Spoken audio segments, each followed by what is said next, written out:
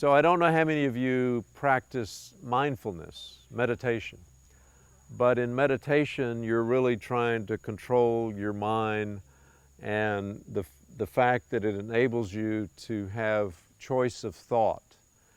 And part of the Buddhist description of practicing mindfulness is to draw the analogy between the mind and elephants.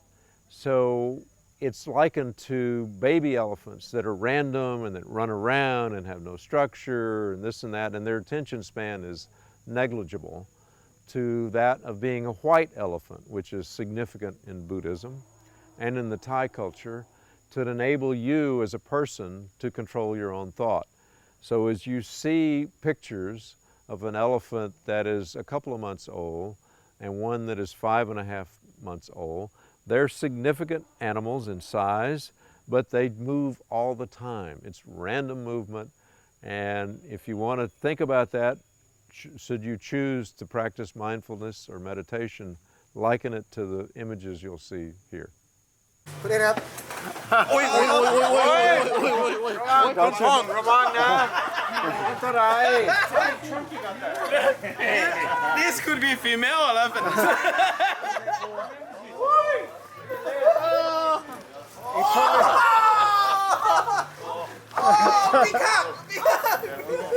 Totally remember. That one's coming home with you. Yeah, hit it. That's it, honestly. That was attraction. You are to be called Peninsula. You are to be called Peninsula. Yes, you are. Yeah, you are. Robert, equal opportunity. Yeah, you are.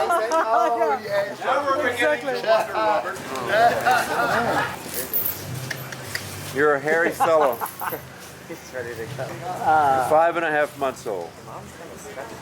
Well, the mom is meant to. Yeah.